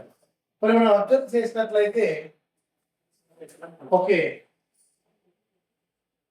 ఏబిసి, సో ఓన్లీ ఏసి అనేటువంటి ఆప్షన్ ఎక్కడ కనిపించట్లేదు. నిజానికి మనం అర్థం చేసినట్లయితే ఓన్లీ ఏ ప్లస్ సి అనేది ఆన్సర్ అవుతుంది. సరే ఇక్కడ 4 ఆప్షన్స్ లేదు, ఆన్సర్ దీన్ని సిగా పెట్టుకుంటే డి తీసేసిన సిగా పెట్టుకుంటే only A and C is our answer. Okay, so next question వెళ్ళిపోదు. Next 11th question. 1 నుండి 30 వరకు గల సంఖ్యల్లో బేసి సంయుక్త సంఖ్యల సంఖ్య ఎంత? So how many odd composite numbers are there between 1 and 30? Okay, మనము 1 to 30 నంబర్స్ తీసుకున్నట్లయితే సో టోటల్ నంబర్స్ ఎన్ని ఉంటాయంటే 30. మరి 1 to 30 అనేటువంటి ఈ మధ్యలో మనకు ఎన్ని ప్రధాన సంఖ్యలు వస్తాయి సార్ అంటే డిడిబి అంటే నథింగ్ బట్ 10 ప్రధాన సంఖ్యలు వస్తాయి. 10 ప్రధాన సంఖ్యలు వస్తాయి. తర్వాత 1 అనేది ప్రధాన సంఖ్య కాదు, సంయుక్త సంఖ్య కాదు. So between 1 to 30 we have 30 numbers. From 1 to 30 we have 10 prime numbers and 1 is neither prime nor composite అని తెలుసు. ఓకే, సో 1 నుండి 30 వరకు గల సంఖ్యల్లో బేస్ సంయుక్త సంఖ్యల సంఖ్య ఎంత? So composite numbers there are between 1 and 30. Okay, good. So మనము numbers ఒకసారి అబ్జర్వ్ చేసినట్లయితే 1 2 3 4 5 6 7 8 9 10 10 వరకు చూద్దాం. ఇందులో 1 ప్రైమ్ నంబర్ కాదు, అలానే కాంపోజిట్ నంబర్ కాదు. మనం ప్రైమ్ నంబర్స్ ని ఒకసారి క్యాన్సిల్ చేద్దాం, ఎందుకంటే బేసి సంయుక్త సంఖ్యలు ఎన్ని కోసం అడిగినారు. మరి ఇక్కడ మనకు 1 to 10 లో ఎన్ని మిగిలిపోయాయి సార్ అంటే 4 మిగిలిపోయాయి. 1 to 10 లో ఎన్ని మిగిలాయి అంతే కదండి. 1 2 3 4 5 సారీ. సో 1 to 10 లో మనకు 5 సంయుక్త సంఖ్యలు వచ్చాయి. తర్వాత 11 to 20 వరకు తీసుకున్నట్లయితే అక్కడ 11 13 17 19 ఈ 4 ఏమవుతాయి సార్ అంటే ప్రధాన సంఖ్యలు అవుతాయి. అంటే మిగిలినటువంటి 12 14 15 16 18. సో ఇవన్నీ కూడా మనకి ఏమవుతాయి సార్ అంటే సంయుక్త సంఖ్యలు అవుతాయి. సో సారీ అండి, బేస్ సంయుక్త సంఖ్యలు అడిగారు కదా, సారీ. సో మనం 1 to 10 అబ్జర్వ్ చేసినట్లయితే ఇక్కడ 4 6 8 9 10 ఐదు సంయుక్త సంఖ్యలు ఉన్నాయి. అందులో బేసి సంయుక్త సంఖ్య ఎంత సార్ అంటే ఓన్లీ 1. సారీ, మిస్ అయ్యాను. సో కమ్ టు 11 to 20 ఈ 4 మనకు ప్రధాన సంఖ్యలు అని తెలుసు. మిగిలినటువంటి 6 సంయుక్త సంఖ్యలు అవుతాయి. సో ఈ 4 ప్రైమ్ నంబర్స్ తీసేస్తే రిమైనింగ్ 6 కాంపోజిట్ నంబర్స్. ఈ 6 కాంపోజిట్ నంబర్స్ లో ఆడ్ ఏమేమి ఉన్నాయి? ఒక 15 మాత్రమే ఆడ్ ఉంది. సో ఇక్కడ ఒకటి. తర్వాత 21 to 30 వరకు నంబర్స్ కనుక తీసుకుంటే మరి 21 to 30 నంబర్స్ లో కేవలం 23 అండ్ 29 ఈ రెండు మాత్రమే మనకు ప్రైమ్ నంబర్స్. మరి 21 to 30 మధ్యలో ఈ 2 ప్రైమ్ నంబర్స్ తీసేస్తే రిమైనింగ్ 21 22 24 25 26 27 28 30 ఇవన్నీ కూడా మనకు కాంపోజిట్ నంబర్స్. మరి అన్ని కాంపోజిట్ నంబర్స్ లో మనకు ఆడ్ కాంపోజిట్ నంబర్స్ కావాలి. నేను కాంపోజిట్ అనుకున్నా ఆడ్ కాంపోజిట్ నంబర్స్ కావాలి. మరి ఆడ్ కాంపోజిట్ నంబర్స్ ఇక్కడ 21 ఆడ్ కాంపోజిట్ నంబరే, 25 27. సో ఇక్కడ ఎన్ని కాంపోజిట్ నంబర్స్ వచ్చేసారంటే 3 composite that odd composite numbers వచ్చాయి. సో టోటల్ గా we have 5 odd composite numbers between 1 and 30. Okay, so నేను డైరెక్ట్ గా ఫస్ట్ ఆ కాంపోజిట్ నంబర్స్ ఎన్ని అన్నాడేమని ఆ రకంగా కౌంట్ చేశాను. అడిగింది ఏంటి సార్ అంటే ఆడ్ కాంపోజిట్ నంబర్స్ బేసి సంయుక్త సంఖ్యలు ఎన్ని అని. ఓకే, సో ఈ క్వశ్చన్ కి ఆన్సర్ చేయాలంటే మనకు సరి సంఖ్యల మీద, బేసి సంఖ్యల మీద, ప్రధాన సంఖ్యల మీద, సంయుక్త సంఖ్యల పైన వీటి అన్నింటిపైన కూడా ఐడియా ఉండాల్సింది. Okay, next question 12th question. Okay, so రెండు సంఖ్యల గాసాబా కాసాగు 72. తర్వాత ఆ రెండు సంఖ్యల మొత్తం 60. అయితే వాటిలో చిన్న సంఖ్య ఏది అని మన ప్రశ్న. So the HCF of 2 numbers is 12 and their LCM is 72 and their sum is 60. Then the smallest number is. మరి ఈ ప్రశ్నను మనం కొంచెం లాజికల్ గా ఆన్సర్ చేస్తే నంబర్స్ యొక్క HCF ఎంత ఇచ్చారమ్మా? HCF ఎంత ఇచ్చారు? 12 ఇచ్చారు. మరి నంబర్స్ యొక్క HCF 12 అయితే ఆ నంబర్స్ ఏవై ఉండొచ్చు అంటే 12 మల్టిపుల్స్ లో ఏదైనా ఉండొచ్చు. సో ఇలా నంబర్స్ తీసుకున్నప్పుడే మనకి హెచ్సిఎఫ్ అనేది 12 వస్తుంది. మరి ఈ హెచ్సిఎఫ్ 12 బేస్ చేసుకుని నేను కొన్ని నంబర్స్ రాశాను కదా. మరి ఈ కొన్ని నంబర్లో ఏ టూ నంబర్స్ తీసుకున్నప్పుడు వాటి యొక్క ఎల్సిఎం 72 వస్తుందో ఒకసారి లాజికల్ గా మనం కనుక ఐడెంటిఫై చేసినట్లయితే, అంటే 12 సమ్ నెక్స్ట్ 12 72 తీసుకున్నప్పుడా 12 24 తీసుకున్నప్పుడా సో ఇది చేసే ముందు ఒకసారి నెక్స్ట్ కండిషన్ ఏమన్నాడు, దే సమ్ మీద 60 అన్నాడు. మరి ఇంకొక క్లూ దొరికేసినట్లు మళ్ళీ కింద ఉన్నటువంటి 12 మల్టిపుల్స్ లో ఏ రెండింటిని తీసుకున్నప్పుడు టోటల్ 60 అవ్వాలి, అట్ ద సేమ్ టైం వాటి యొక్క ఎల్సిఎం 72 అవ్వాలి అనే విషయాన్ని ఒకసారి అబ్జర్వ్ చేస్తే ఓకేనా. సో ఏ టూ నంబర్స్ 60 అవ్వాలి. సో టూ నంబర్స్ 60 అవ్వాలంటే ఇదొక పేరు ఉంది మన దగ్గర, అదేవిధంగా ఇదొక పేరు ఉంది. దీని తర్వాత ఏ పేరుతో మనం నంబర్స్ తీసుకున్న 16 క్రాస్ అవుతాయి కాబట్టి ఈ 4 ఇంటిలో ఈ రెండింటికి ఛాన్స్ ఉంది, ఈ రెండింటికి ఛాన్స్. మరి ఇందులో ఏ పేరు 1248 తీసుకున్నప్పుడు కండిషన్ సాటిస్ఫై అవుతుందా, 2436 తీసుకున్నప్పుడు కండిషన్ సాటిస్ఫై అవుతుందా అని ఒకసారి చెక్ చేస్తే 2436 తీసుకున్నప్పుడు ఇచ్చిన కండిషన్ అంటే 2436 లో యొక్క ఎల్సిఎం అంటే ఏంటమ్మా, ఈ రెండింటితో భాగించబడే వాటిలో చిన్నదే, the least number which is exactly divisible by both 24 and 36 is called the LCM of 24 and 36. So ఈ 24 36 ఈ రెండింటితో డివిజిబుల్ అయ్యే number first number I think 72. కాబట్టి వాళ్ళు చెప్పిన టూ కండిషన్స్ సమ్ 60 అయింది, వాటి ఎల్సిఎం 72 వచ్చింది. కాబట్టి ద ఆన్సర్ ఈజ్ 24 and 36 లో లీస్ట్ నెంబర్ అడిగాడు కాబట్టి స్మాలెస్ట్ నెంబర్ అడిగాడు కాబట్టి 24 is our answer. Next come to 13th question. Okay, so 143.2789 దీన్ని ఈ విధంగా వ్యక్తపరిచారు previous DSC question model. So ఒక డెసిమల్ నంబర్ ని కింది విధంగా ఫ్రాక్షన్ ఫామ్ లో ఎక్స్పాండ్ చేశారు. చేసినప్పుడు ఆ ఏపీస్ యొక్క వాల్యూస్ మీద ప్రశ్న వేయడం జరిగింది. మరి ఇచ్చినటువంటి 143.2789 ని ఫ్రాక్షన్ ఫామ్ లో మనం ఎక్స్పాండ్ చేసినట్లయితే సో ప్లేస్ వాల్యూస్ తో మల్టిప్లై చేస్తామండి.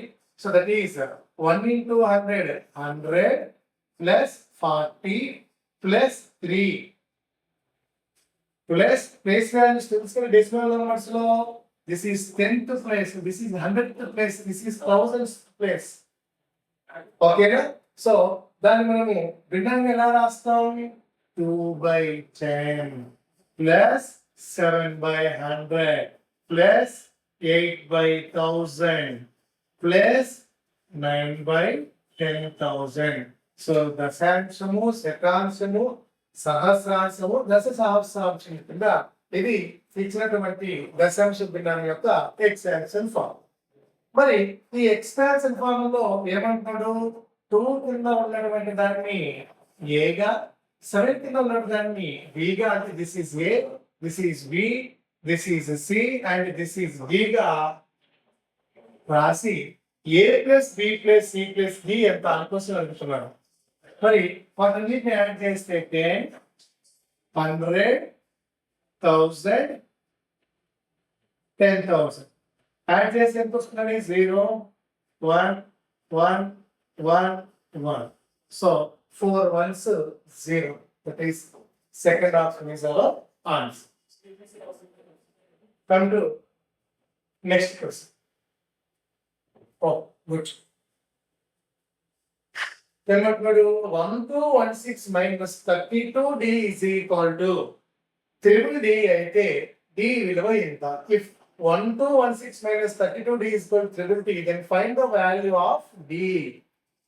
ఇలాంటి ప్రశ్నలకు ఆప్షన్స్ త్రూ వెళ్ళడం అనేది మిగిలిన వాటన్నింటికంటే ఈజియెస్ట్ మెథడ్ కింద చెప్పుకోవచ్చు.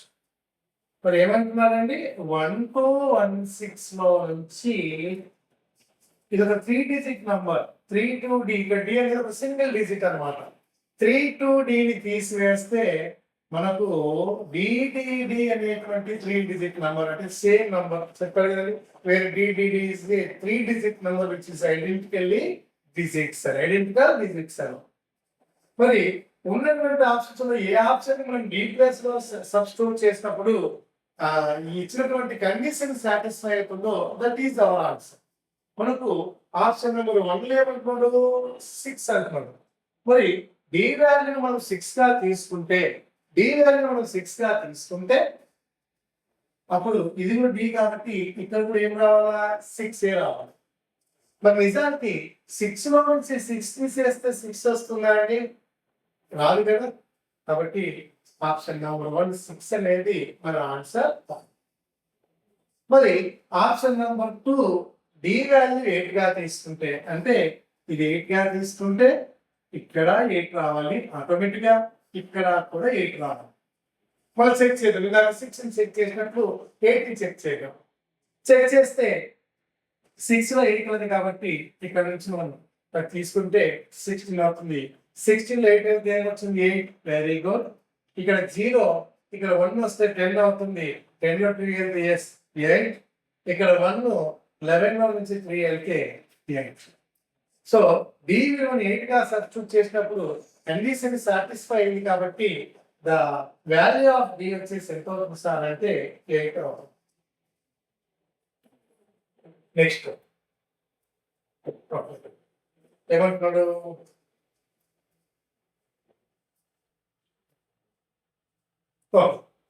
ఏమంటున్నాడండి? పూర్ణ సంఖ్యలు సంకలన గుణకాల ప్రక్రియ సంవృత స్థిత్యంతర మరియు సంవత్సర ధర్మాలను పరిశీలించండి. క్రింది వాటిలో ఏ ప్రకటన అసత్యమే? So consider the closure commutative and associative properties of the integers and addition and multiplication. Which of the following statement is false? So properties numbers యొక్క ప్రాపర్టీస్ మీద క్వశ్చన్ అడగడం జరిగింది.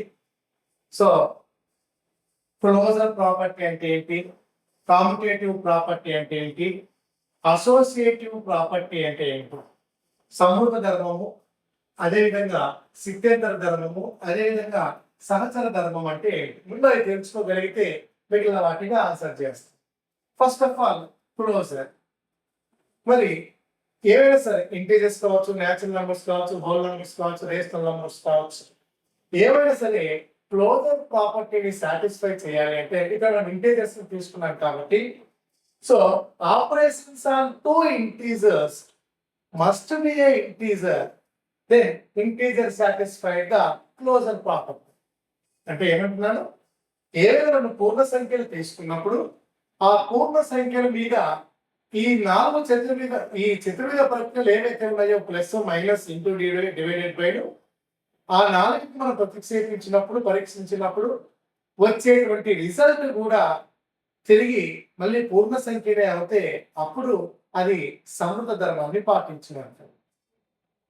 ఫర్ ఎగ్జాంపుల్ 2 ఇంటీజర్స్ తీసుకుంటున్న 2 and 9. ఇప్పుడు ఈ 2 integers పైన addition అనేటువంటి ఒక ఆపరేషన్ ని అప్లై చేస్తున్నాం. అప్పుడు నాకు రిజల్ట్ ఏమొచ్చింది 11 వచ్చింది.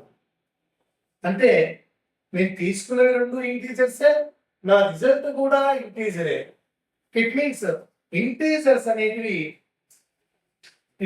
అనేటివి దేని మీద అండర్ అడిషన్ మీద దేన్ని క్లోజర్ ప్రాపర్టీని సాటిస్ఫై చేస్తారు.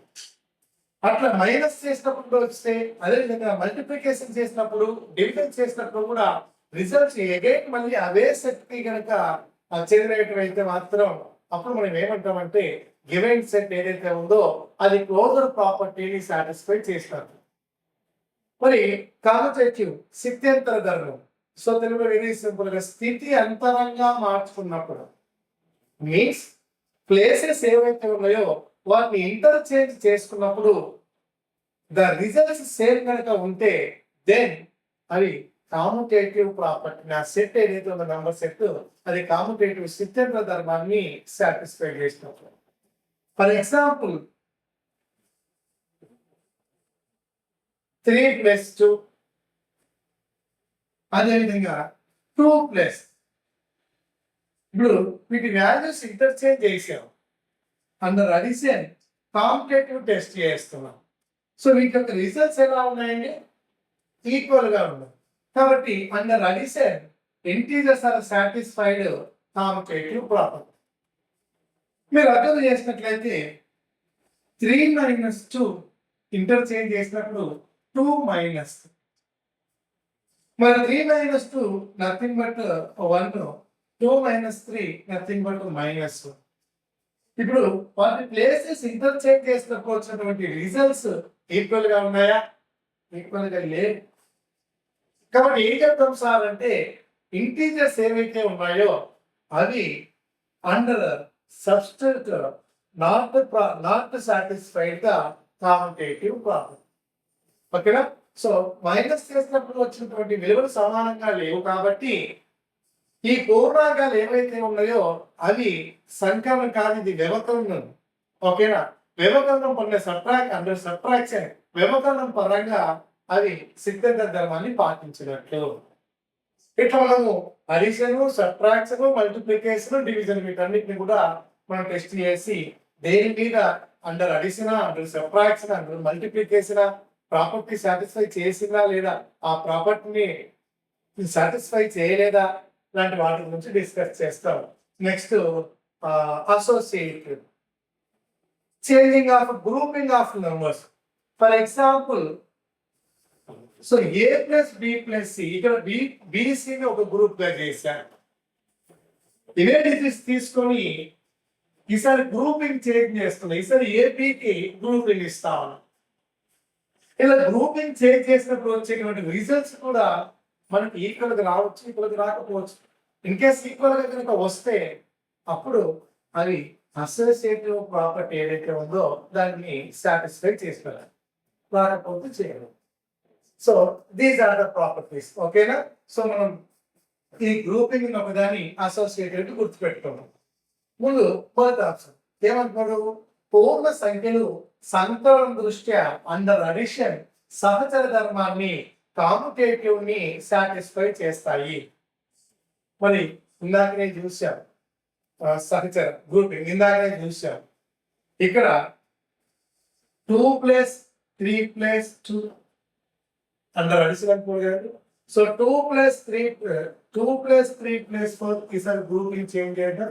2 + 3 కి గ్రూపింగ్ చేంజ్ చేస్తే వచ్చేటువంటి విలువలు, సో 3 + 4 7, 7 + 2 9, 2 + 3 5, 5 + 4 9.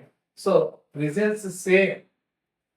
రిజల్ట్స్ సేమ్ కాబట్టి పూర్ణ సంఖ్యల ఇంటీజర్స్ అనేటివి obey the associative property under addition. మరి సెకండ్ అండర్ మల్టిప్లికేషన్ ఏమంటాడు? Commutative property. మరి కాముటేటివ్ ప్రాపర్టీ సిద్ధాంత ధర్మం అంటే ఇందాక డిస్కస్ చేసాము. Interchanging the places means 2 × 3, 3 × 2 multiplication under multiplication గుణకారం దృష్ట్యా వాటి యొక్క స్థితులు మార్చినప్పుడు వచ్చేటువంటి విలువలు సమానం కాబట్టి ఎస్, ఇది కూడా correct answer. Come to third one. పూర్ణ సంఖ్యలు వ్యవకలనం దృష్ట్యా సిద్ధాంత ధర్మాన్ని పాటిస్తాయి. Integers are obey commutative property under subtraction equal.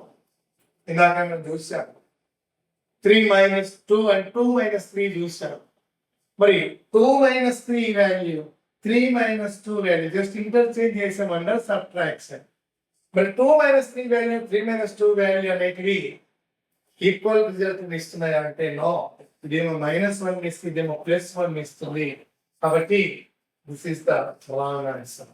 పూర్ణ సంఖ్యలు వ్యవకలనం దృష్ట్యా సిద్ధాంత ధర్మాన్ని పాటించవు. సో నెక్స్ట్, పూర్ణ సంఖ్యలు గుణకారం దృష్ట్యా సమూహ ధర్మాన్ని పాటిస్తాయి. Integers obey closure property under multiplication. You take any 2 integers like 4 and -3. 4 and -3. What is the result? Result also a integer. So integers obey the closure property under multiplication. Okay. So వాటి యొక్క meanings గుర్తు పెట్టుకోగలిగితే సమృతం అంటే ఏంటి, సిద్ధాంతరం అంటే ఏంటి, సహచరం అంటే ఏంటో గుర్తు పెట్టుకోగలిగాము అంటే ఈజీగా ఆన్సర్స్ చేసేయచ్చు. నెక్స్ట్ 16%. ఎస్ అగైన్ ప్రాపర్టీసే. సో ప్రాపర్టీస్ లో సరికానిది ఇన్కరెక్ట్, ఇందాకలాగే సరికాని ప్రకటనలు ఇన్కరెక్ట్ ఆప్షన్స్ ని మనం చూస్ చేసుకోవాలి. మరి ఇన్కరెక్ట్ ఆప్షన్ చూస్ చేసుకుందాం. ఫస్ట్ ఆప్షన్ ఏమంటున్నాడు అంటే rational numbers obey the closure property under division. ఏమంటున్నాడు అకర్ణీయ సంఖ్యలు భాగహారం దృష్ట్యా సమృద్ధ ధర్మాన్ని పాటిస్తాయి. దొరికిపోయాయి.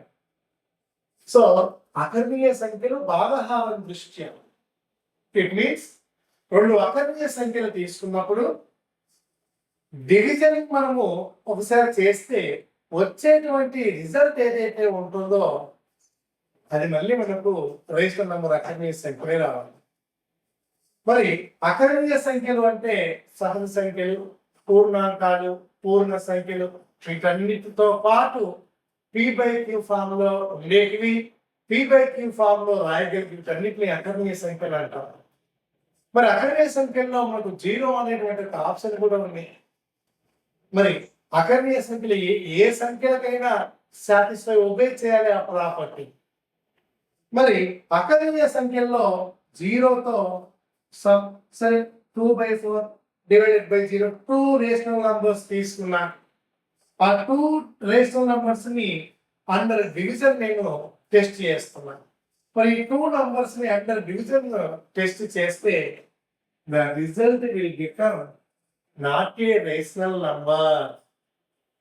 It means it is not obey the closure property under division.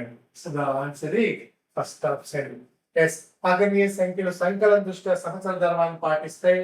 So rational numbers obey the associative property under division. Yes, మనం ఏమన్నా 3 నంబర్స్ దాన్ని గ్రూపింగ్ చేసి చూసాం. అదేవిధంగా అకర్ణీయ సంఖ్యల్లో గుణకాల తత్సమ మూలకం 1. So in rational numbers the multiplicative identity is 1. మరి multiplicative identity means ఏమైనా 2 రేషనల్ నంబర్స్ తీసుకున్నప్పుడు ఒకదాన్ని ఇంకో దానికి మల్టిప్లికేటివ్ ఐడెంటిటీ అని ఎప్పుడు పిలుస్తాం సార్ అంటే వాటి యొక్క ప్రోడక్ట్ 1 అయినప్పుడు. అందుకే ఇవన్నీ ఏమంటాం సార్ అంటే మల్టిప్లికేటివ్ ఐడెంటిటీ అంటాం. Yes, that is the correct option. Next అకర్ణీయ సంఖ్యలు వ్యవకలనం దృష్ట్యా సిద్ధాంత ధర్మాన్ని పాటించవు. ఎస్, ఇందాక నేను చూశాను 3 - 2 2 - 3 అనేటువంటి ఆప్షన్ నేను చూశాను. ఆప్షన్ అప్పుడు సిద్ధాంత ధర్మాన్ని పాటించలేవు కదా, ఇక్కడ రిజల్ట్స్ సేమ్ రావు కదా. ఎస్, అది కూడా ఏమంటున్నాడు పాటించవు. ఏమంటున్నాడు నాట్ ఒబే. కాబట్టి the right answer is option number 1. Come to next question, 17th or 137th question. క్రింది వాటిలో భిన్నల ఆరోహణ మరియు అవరోహణ క్రమాలకు సంబంధించి ఏ ప్రకటన సరికాదు? ఏమంటున్నాడు statement is incorrect. Incorrect option ని మనము ఇప్పుడు ఫైనల్ చేయాల్సి ఉంది. మరి ఒకసారి ఆప్షన్స్ కనుక మనం అబ్జర్వ్ చేసినట్లయితే ఫస్ట్ ఆప్షన్ లో 1/5, 1/4, 1/3, 1/2. These are the given options. So వీటిని మనం యూనిట్ ఫ్రాక్షన్స్ అని కూడా పిలుస్తూ ఉంటాం. సో న్యూమరేటర్లు అన్నీ కూడా ఒకటిగా ఉన్నాయి. మరి న్యూమరేటర్లు ఈక్వల్ గా ఉన్నప్పుడు ఇద్దరు 1 or 2 మొత్తానికి న్యూమరేటర్స్ ఈక్వల్ గా ఉన్నప్పుడు ఏదైతే డినామినేటర్ చిన్నదిగా ఉంటుందో దాని వాల్యూని పెద్దదిగా ఉంటుందో, డినామినేటర్ పెద్దదిగా ఉన్న దాని విలువ చిన్నదిగా ఉంటుంది అనేటువంటి విషయాన్ని గుర్తుపెట్టుకుంటే ఇక్కడ 1/5 పెద్దదా 1/4 పెద్దదా అంటే 100% చెప్పాను కదా. న్యూమరేటర్స్ ఈక్వల్ గా ఉన్నప్పుడు డినామినేటర్ ఏదైతే చిన్నదిగా ఉంటుందో దాని వాల్యూ పెద్దదిగా ఉంటుంది. So 1/5 is less than 1/4. yes, 1/4 is less than 1/3. yes, 1/3 is less than 1/2. yes, option number 1 is the correct one. Next option number 2 ఏమన్నాడు 1/6, 1/5, 1/4, 1/3. So 1/6 is greater than 1/5. అంటే 1/6 అనేది 1/5 కంటే పెద్దది అంటాం. 1/5 అని 1/6 అనేది 1/5 కంటే పెద్దది అంటాం. సో ఏమన్నాడు? అవరోహణ క్రమం. So descending order. So descending order అంటే నథింగ్ బట్ ఏంటి? పెద్ద వాల్యూ నుంచి చిన్న వాల్యూ వైపు. ఓకే, సో పెద్ద వాల్యూ నుంచి చిన్న వైపుకి వెళ్తే దాన్ని ఏమంటాం అంటే డిసెండింగ్ ఆర్డర్ అంటాం. ఇక్కడ okay,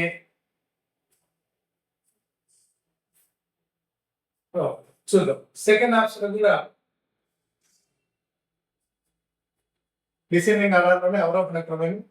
come to third option. So 2/7, 3/7, 4/7, 5/7. మరి ఇక్కడ డినామినేటర్లు ఏవైతే ఉన్నాయో మరి ఆ డినామినేటర్లు ఈక్వల్ గా ఉన్నప్పుడు న్యూమరేటర్ మీద డిపెండ్ అయి దాని వాల్యూ స్మాలెస్ట్ గ్రేటెస్ట్. మరి డినామినేటర్లు ఈక్వల్ గా ఉన్నప్పుడు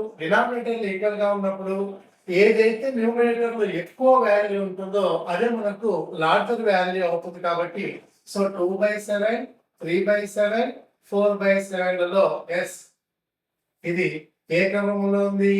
చిన్నదాని నుంచి పెద్దదానికి ఉంది. సో ఇది ఏమవుతుంది మనకు అంటే ఆరోహణ క్రమమే అవుతుంది. ఓకేనా? నెక్స్ట్ 7/8, 5/6, 3/4, 2/3. ఓకే, మరి ఇక్కడ ఇది సరైన ఆరోహణ క్రమం అంటున్నారు. ఇక్కడ న్యూమరేటర్స్ డినామినేటర్స్ ఏవైతే ఉన్నాయో అవి డిఫరెంట్ గా ఉండడం వల్ల ఏం చేస్తాం సార్ అంటే వీటి పక్కలో ఒక జీరోస్ ఉన్నాయని ఊహించుకొని వాటి వాల్యూస్ ఫైండ్ అవుట్ చేస్తే ఇక్కడ 8 are 64 అంటే 8 పాయింట్ సంథింగ్ అంటున్నాం. ఇక్కడ 6 8 are 48, ఇక్కడ కూడా 8 పాయింట్ సంథింగ్. ఇక్కడ 4 7 are 28, 7 పాయింట్ సంథింగ్. ఇక్కడ 3 6 are 18, 6 పాయింట్ సంథింగ్. ఇక రెండిట్లో కూడా 8 8 are 64, ఇక్కడ 6 8 are 48, రెండు కూడా 8 పాయింట్ సంథింగ్ ఉన్నాయి. కాబట్టి ఇంకొక జీరో ఉందని ఊహించుకొని 8 8 are 64 వెళ్తే ఇంకా 6 మిగిలి ఉంటుంది కదా. సో 6 పక్కన ఏమో జీరో పెడితే ఏమవుతుంది? మళ్ళీ 60 అవుతుంది. So 8 7 are 56. సో దీన్ని 87 అనుకుంటే మరి ఇక్కడ 6 8 are 48, 2 మిగిలింది. 2 పక్కన జీరో వస్తే 20 అవుతుంది. 6 3s are 18 అనేది 83 అవుతుంది. సో 87 అనేది బిగ్గెస్ట్ వన్. ఇప్పుడు 87, 83, 76 ఇచ్చినటువంటి ఆప్షన్స్ అన్ని కూడా ఎలా ఉన్నాయి? అడిగినట్లే ఆరోహణ క్రమంలో ఉన్నాయి. ఎక్సెప్ట్ మనం సెకండ్ ఆప్షన్ ఒకసారి అబ్జర్వ్ చేసినట్లయితే ఇక్కడ 1/6 అనేది 1/5 కంటే 1/6 అనేది 1/5 కంటే పెద్దది అనుకోండి. కాబట్టి ఇది మనకు రాంగ్ ఆప్షన్ అవుతుంది. So third one is wrong option. ఓకేనా? Right. Come to next question. So 18th question. మరి 18th క్వశ్చన్ ని ఒకసారి అబ్జర్వ్ చేస్తే ఓకే, సేమ్ మళ్ళీ భిన్నాలనే ప్రశ్న జరిగింది. భిన్నాల పోలికకు సంబంధించి క్రింది వారిలో ఏ ప్రకటన సరికాదు? Which are the following statement is incorrect? సరికాని దాన్ని ఫైండ్ అవుట్ చేయమని మన ప్రశ్న. సో ఇచ్చినటువంటి ఈ 4 ఫ్రాక్షన్స్ లో 2/3 అనేది అతి చిన్న భిన్నం అగును.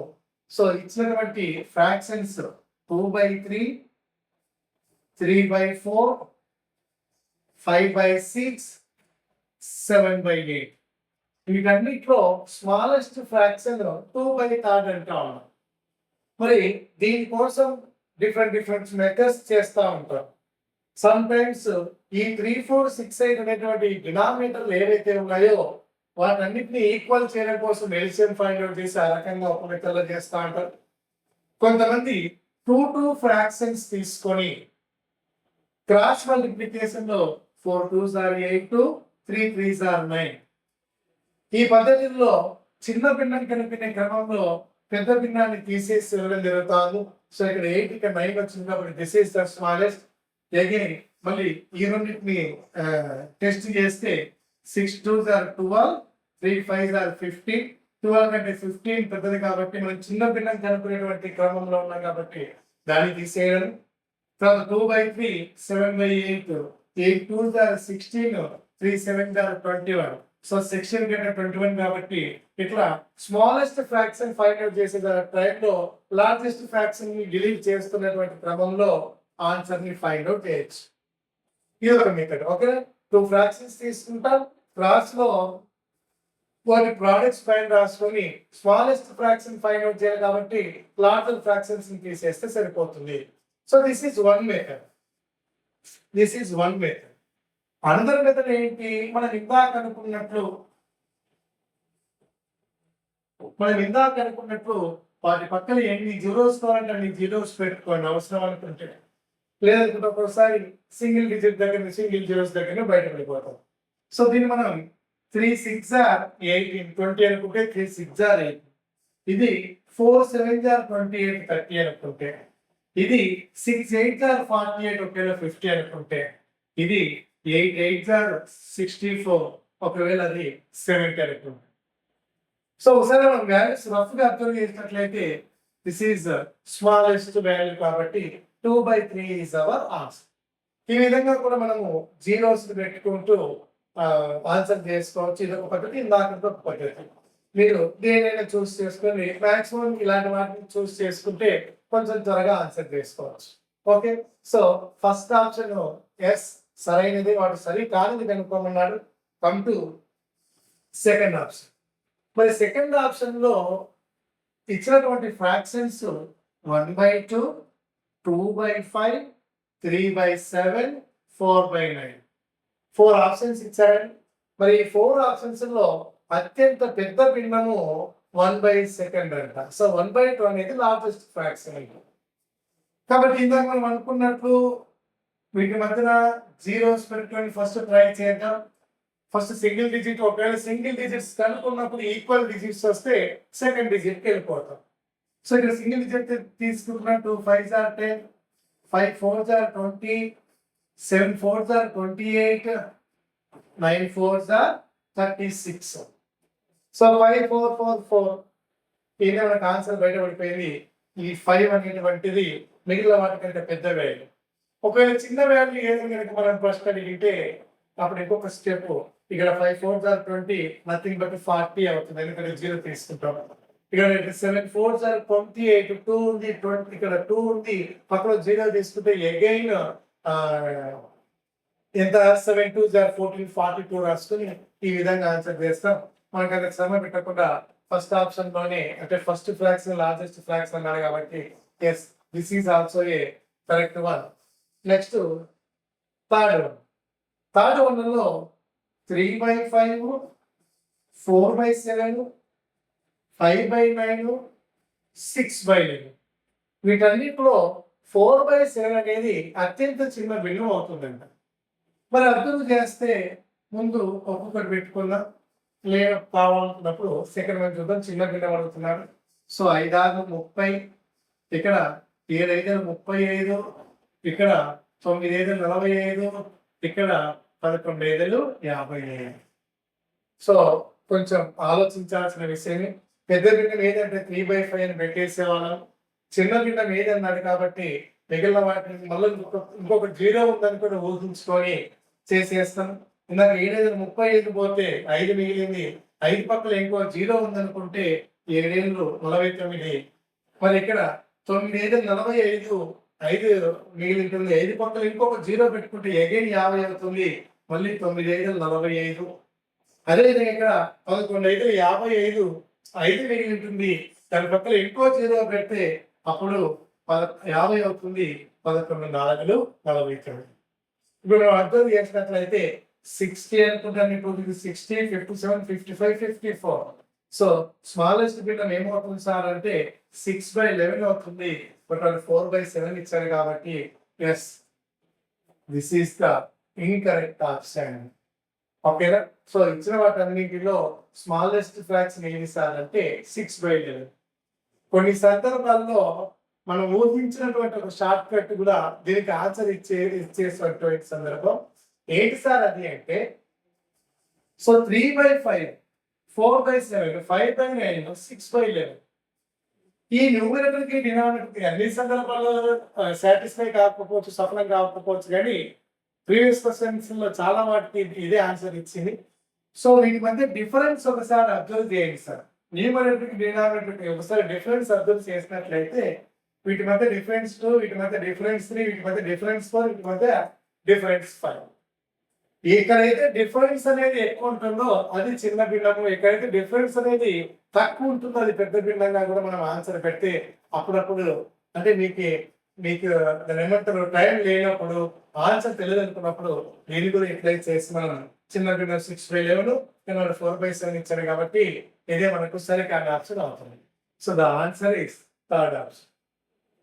Next 90th question. So 90th question ఏమనుకుందంటే అకర్ణీయ సంఖ్యల చతుర్విధ పరక్రియలైనటువంటి సంకలనము, వ్యవకరణము, గుణకారము మరియు భాగహారాలకు సంబంధించి క్రింది సమీకరణాలను పరిశీలించండి. వీటిలో ఏది సరికాదు?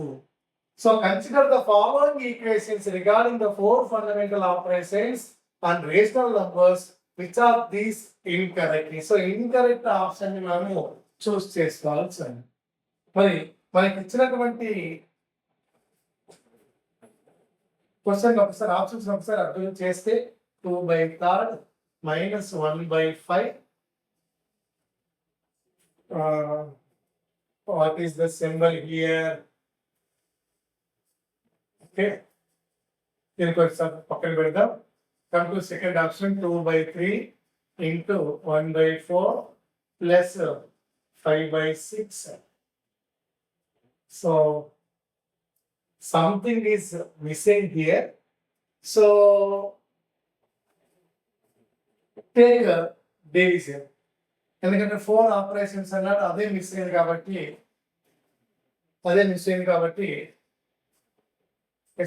take it as a divide symbol. మరి డివైడ్ సింబల్ ఉన్నప్పుడు 1/2 3/4 into 2/3 minus 1/5 divided by 2/5. మరి ఒకే దాంట్లో రెండు అంతకు మించినటువంటి ఆపరేషన్స్ కనిపించినప్పుడు మనం డాగ్మాస్ రూల్ అనేటువంటి ఒక రూల్ అప్లై చేసుకుంటాం. మరి ఆ రూల్ ప్రకారం ఫస్ట్ డివిజన్ కంప్లీట్ చేయాలి, తర్వాత మల్టిప్లికేషన్, తర్వాత అడిషన్, ఆ తర్వాత సబ్ట్రాక్షన్ అనేటువంటి ఆపరేషన్స్ పర్ఫార్మెన్స్ చేయాలి. మరి ఆ విధంగా వచ్చినప్పుడు 1/5 డివైడెడ్ బై 2/5 ని నేను ఎలా రాస్తానంటే ఇంటూ 5/2గా రాస్తాను. అప్పుడు 5 క్యాన్సిల్ అయిపోయి మనకి ఏం మిగులుతుంది సార్ అంటే 1/2 ప్లస్ ఇక్కడ కూడా 3 క్యాన్సిల్ అయిపోయి 2 1s 2 2s 1/2 మైనస్ ఇక్కడ 1/2. సో ప్లస్ 1/2 మైనస్ 1/2 క్యాన్సిల్ అయిపోతే yes 1/2 first option correct. Come to second option. మరి సెకండ్ ఆప్షన్ విషయానికి వచ్చినప్పుడు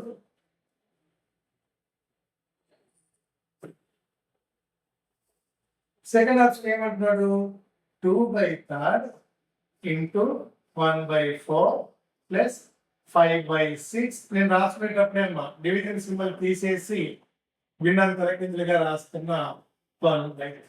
this is the second option. మరి ఇక్కడ అబ్జర్వ్ చేస్తే 2 1s 2 2s 3 1s 3 2s. It means ఎన్ని మిగిలాయండి 1/6 ప్లస్ 5/12 మైనస్ 1/2. వీటన్నిటిని డినామినేటర్ 12 వచ్చేలాగా దీన్ని నేను 2/12 రాస్తాను. 1/6 నథింగ్ బట్ 2/12. దీన్ని 4/12 3 4 చేస్తే అప్పుడు డినామినేటర్ 12 కాబట్టి 2 + 5 - 4 దట్ ఈస్ ఈక్వల్ టు 7 - 4. 7 - 4 అంటే 3/12. 3/12 అంటే 3 1s 3 4s 1/4 రావాలి, బట్ 2/3 ఇచ్చాడు కాబట్టి this is the incorrect option. Okay, so ఇచ్చినటువంటి ఒకసారి అబ్జర్వ్ చేస్తే 2/3 into 1/4 plus 5/6 into divided by 5/3 నేను 3/5 రాసామా. ఓకే ఓకే ఓకే,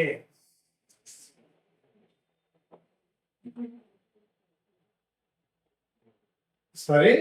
సో నేను రాసేటువంటి క్రమంలో 5/3 కాకుండా 5/3 3/5 కాకుండా ఎలా రాసా, 3/6 గా రాసా, మిస్ అయిపోయింది.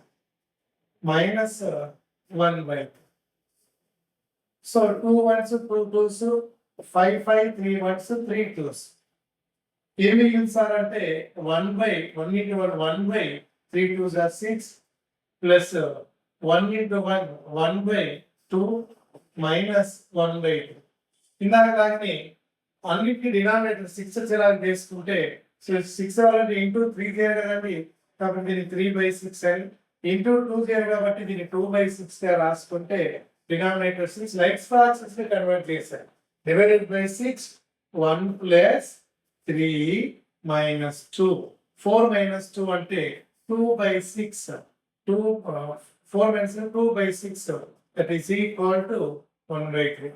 అలా చేస్తే మనకు 1/3 వచ్చింది, బట్ అది 2/3 ఇచ్చారు కాబట్టి yes, second option is the incorrect option. Next come to next 148th question. మరి 148th క్వశ్చన్ ఏమంటాడు, పరిపూర్ణ వర్గ సంఖ్యల రూపకల్పనకు సంబంధించిన కింది పథకాలను పరిశీలించండి, వాటిలో ఏ పథకం సరికాదు. So consider the following statements regarding the formation of perfect square. Which of these statements are incorrect? So square numbers కి సంబంధించినటువంటి పరిపూర్ణ వర్గ సంఖ్య పర్ఫెక్ట్ స్క్వేర్ నంబర్స్ కి సంబంధించినటువంటి క్వశ్చన్ రిలేటెడ్ ఇది. మరి అందులో ఫస్ట్ ఏమంటాడు, సరికాదు, ఎస్, ఇన్కరెక్ట్ ఆప్షన్ సెలెక్ట్ చేసుకోవాలి. సో ఇన్కరెక్ట్ ఆప్షన్ సెలెక్ట్ చేసుకున్నటువంటి సందర్భంలో మనము ఉన్నటువంటి 4 ఆప్షన్స్ ఒకసారి డైరెక్ట్ గా అర్థం చేస్తే ఒక్కోసారి మనకు ఫస్ట్ అటెంప్ట్ లోనే ఇన్కరెక్ట్ ఆప్షన్ అనేది దొరికిపోయేటువంటి అవకాశం ఉంటుంది. ఫర్ ఎగ్జాంపుల్ ఇక్కడ ఏమంటున్నాడు, if 21 is least added to 1500 it becomes a perfect square. 1500 కి 21 యాడ్ చేస్తే it will become a perfect square. మనకి దాని నుంచి అంటే దాన్ని పర్ఫెక్ట్ స్క్వేర్ అని చూడడానికి చెప్పలేకపోతున్నాం. సెకండ్ 3000 నుండి 84 తీసివేస్తే అది ఒక పరిపూర్ణ వర్గ సంఖ్య అవుతుంది. సో 3000 నుంచి 84 తీసేస్తే వి గెట్ 2916. మరి 2916 కూడా పర్ఫెక్ట్ స్క్వేర్ కాదనేసి చూడగానే చెప్పలేము, కాబట్టి దీనికి కూడా hold hours. Next third option ఏమంటున్నాడంటే 1000 5 చే గుణిస్తే అది ఒక పరిపూర్ణ వర్గ సంఖ్య అవుతుంది. మరి 5 ని 1000 తో మల్టిప్లై చేస్తే we get result of 5000. So ఆ 5000 కూడా ఒక పరిపూర్ణ వర్గ సంఖ్య పర్ఫెక్ట్ స్క్వేర్ అవుతుంది అనుకోండి. మరి దొరికిపోయినట్లే కదా, 5000 అనేది చూడాలని చెప్పొచ్చు, అది పర్ఫెక్ట్ స్క్వేర్ కాదని. ఎందుకు దాన్ని మనం పర్ఫెక్ట్ స్క్వేర్ కాదని చెప్పొచ్చు, ఎందుకు సార్ అంటే మనకు వర్గ సంఖ్యల యొక్క ప్రాపర్టీస్ అబ్జర్వ్ చేసినట్లయితే ఏ వర్గ సంఖ్య కూడా చివరిలో బేసి అంకెలు గల సున్నాలతో ఎండ్ కాదు. ఇక్కడ మనం 5000 ని అబ్జర్వ్ చేస్తే 5000 లో ఎన్ని జీరోస్ వచ్చాయి, 3 జీరోస్ వచ్చాయి. మరి 5000 లో 3 జీరోస్ అంటే ఆడ్, ఇట్లా 3 జీరోస్ తో వర్గ సంఖ్య అనేది 3 జీరోస్ తో వర్గ సంఖ్య అనేది ఎండ్ కాదు. అయితే 2 తో గాని 4 తో గాని ఇట్లా ఈవెన్ నంబర్స్ లో మనకు జీరోస్ అనేవి ఉంటాయి. కాబట్టి ఇచ్చినటువంటి ఈ 4 ఆప్షన్స్ లో థర్డ్ ఆప్షన్ కి మనం ఏం చేయొచ్చు అంటే ఇన్కరెక్ట్ ఆప్షన్ గా తీసేసుకోవచ్చు. సో ఇవి పరిపూర్ణ వర్గ సంఖ్యలు అవుతాయా కాదని మనం టెస్ట్ చేయాల్సిన అవసరం లేదు. ఇలా కాకుండా కింద మళ్ళీ మనకు ఏపీలు సరైనవి, ఏబీసీలు సరైనవి, బీసీలు సరైనవి ఇలాంటి ఆప్షన్స్ కనుక ఉంటే ఓకేనా, అప్పుడు మనం వీటిని కూడా చెక్ చేయాల్సి ఉంటుండే. బట్ ఇక్కడ అవసరం లేదు కాబట్టి ఓకే, ఇక్కడతో మనము దీన్ని కరెక్ట్ ఆన్సర్ గా పెట్టేసి నెక్స్ట్ క్వశ్చన్కి వెళ్ళిపోతాం. Okay, next question